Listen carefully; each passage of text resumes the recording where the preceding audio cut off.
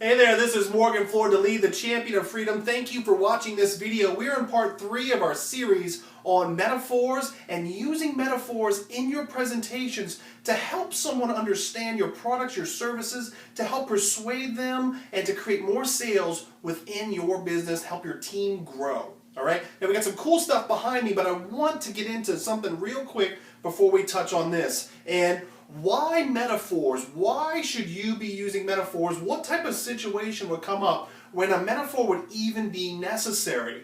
Well, let's get into it, because there's actually, think about these questions and you'll find that they're good opportunities for you to use metaphors to make a really solid impression. So number one, who are you? What do you do? How do you do it? Why does what you do or advocate matter? How are you different? Why do I need you? Whom else have you worked with? How long will this take? How much will it cost? Why should I do this now?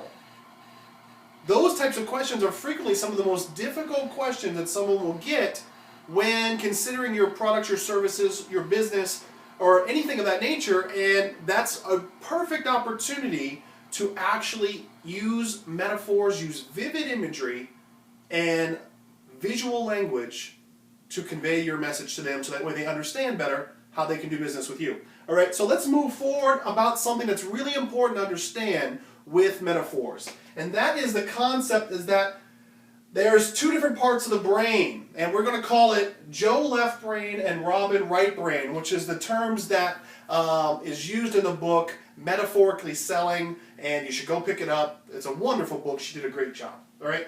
So Joe left brain does a lot of the analytical stuff, and you'll see that in a lot of presentations, people are only talking to this guy, right? But they don't have the emotions involved of Robin right brain.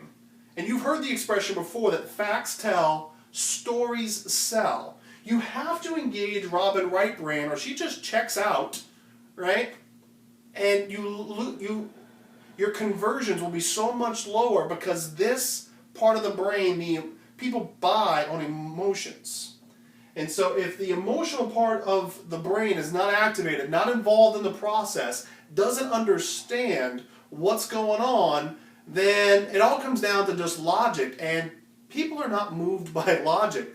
They will make a rationalization for a purchase or a decision with logic, but they didn't come to the actual decision on logic. They came to it off of emotion.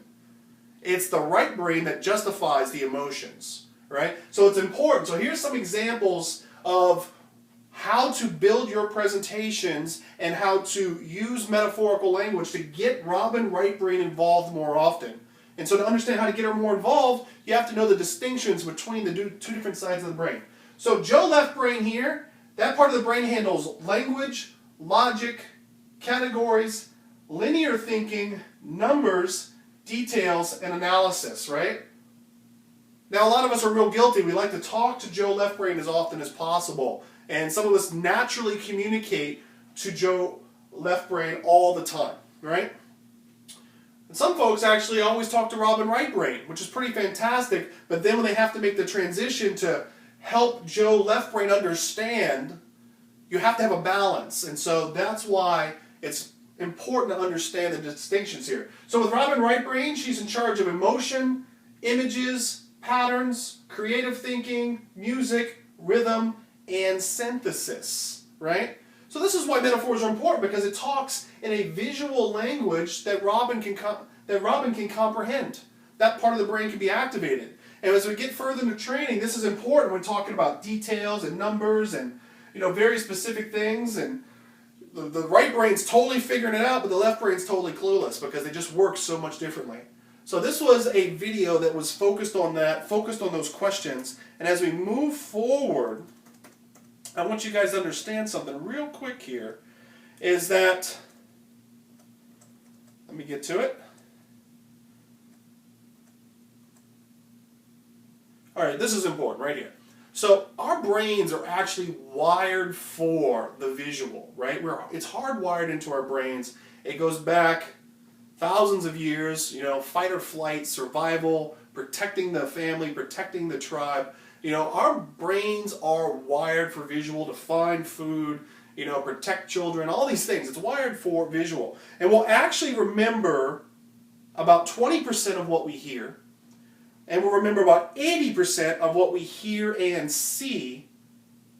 And when images are vivid, we remember 95%.